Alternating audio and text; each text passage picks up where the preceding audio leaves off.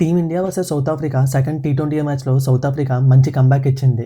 ఈ మ్యాచ్‌లో మన వాళ్ళు టాస్ గెలిచి బౌలింగ్ తీసుకున్నారు. కాకపోతే మన వాళ్ళకి బౌలింగ్‌లో అస్సలు మంచి స్టార్ట్ రాలేదు. పవర్ ప్లేలో కేవలం ఒక్క వికెట్ మాత్రమే తీయగలిగారు. మరోపక్క పవర్ ప్లేలో క్వింటన్ డికాక్ కొడుతూనే ఉన్నాడు. ఈ మ్యాచ్‌లో మన టీమిండియా ఫాస్ట్ బౌలర్స్ చేతులెత్తేశారు. ఈ మ్యాచ్ ముందు వరకు బుమ్రా, హర్షదీప్ కలిసి ఆడిన ఏ ఒక్క మ్యాచ్ కూడా ఓడిపోలేదు. కానీ ఇప్పుడు ఆ స్ట్రీక్ బ్రేక్ అయింది. ఈ మ్యాచ్ ఓడిపోవడానికి కారణం వీళ్ళ ఫెయిల్యూర్ అనే చెప్పాలి. ఎందుకంటే ఇద్దరు కలిసి కేవలం 8 ఓవర్స్‌లోనే 99 రన్స్ ఇచ్చేశారు. జస్ట్ ఎక్స్ట్రాస్ తోనే మన వాళ్ళు 16 రన్లు ఇచ్చేశారు. సౌత్ ఆఫ్రికా బ్యాటింగ్ లో క్వింటన్ డికాక్ సెంచరీ మిస్ అవ్వగా ఫినిషర్స్ అయిన డొనోవన్ ఫెరెరా, మిల్లర్ కలిసి సౌత్ ఆఫ్రికా టీమ్ స్కోర్ ని 200 దాటించేశారు. మన వాళ్ళు బౌలింగ్ లోనే కాదు బ్యాటింగ్ లో కూడా చేతులు ఎత్తేశారు. టీ20 నెంబర్ 1 బ్యాట్స్మెన్ అయిన అభిషేక్ శర్మకి స్టార్ట్ వస్తున్నది కానీ వాటిని పెద్దగా కన్వర్ట్ చేయలేకపోతున్నాడు. మరోపక్క మన vice captain Shubman Gill golden duck out అయిపోయాడు. పృథ్వీరాజ్, జైస్వాల్ అండ్ సంజు శాంసన్ లాంటి ప్లేయర్స్ ని పక్కన పెట్టి మరి వైస్ కెప్టెన్ చేసి ఆపర్చునిటీస్ ఇస్తున్నా సరే గిల్కి ఏమాత్రం కలిసి రావడం లేదు. మన కెప్టెన్ సూర్యకుమార్ యాదవ్ పరిస్థితి కూడా ఇంతే. మంచిగానే స్టార్ట్ చేస్తున్నా చాలా తొందరగా అవుట్ అయిపోతున్నాడు. వీళ్ళ బ్యాటింగ్ ఫెయిల్యూర్ ఇలా ఉండగా మన వాళ్ళు ఎక్స్పెరిమెంట్ పేర్లతో బ్యాటింగ్ ఆర్డర్ని నాశనం చేస్తున్నారు.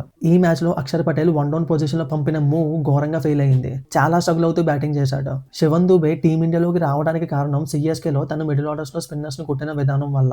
Sivan Dube strength middle orders లో స్పిన్నర్స్ ని కొట్టడం. అలాంటి ప్లేయర్ ని తన స్ట్రెంత్ కి ఆడనివ్వకుండా ఏకంగా నెంబర్ 8 లో బ్యాటింగ్ పంపారు. తను ఆ పొజిషన్ అడాప్ట్ చేసుకోలేక ఘోరంగా ఫెయిల్ అయ్యాడు. లాస్ట్ మ్యాచ్ లో హార్దిక్ పాండ్యా 200 స్ట్రైక్ రేట్ తో బ్యాటింగ్ చేస్తే ఈ మ్యాచ్ లో మాత్రం బిలో 100 స్ట్రైక్ రేట్ తో బ్యాటింగ్ చేశాడు. అంతేకాకుండా మనం ప్రీవియస్ వీడియోలో చెప్పుకున్నాం తిలక్ వర్మ స్ట్రైక్ రేట్ తో ఇబ్బంది పడుతున్నాడని. కానీ ఈ మ్యాచ్ లో మాత్రం 34 బంతుల్లోనే 62 పరుగులు చేశాడు. జితేష్ శర్మ కూడా మంచి క్యామియో ఇన్నింగ్స్ ఆడాడు. ఈ మ్యాచ్ లో మన వాళ్ళు బౌలింగ్ అండ్ బ్యాటింగ్ రెండూ తేలిపోయాయి. ఇండివిజువల్ పర్ఫార్మెన్సెస్ తప్ప ఈ మ్యాచ్ లో చెప్పుకోవడానికి ఏమీ లేదు.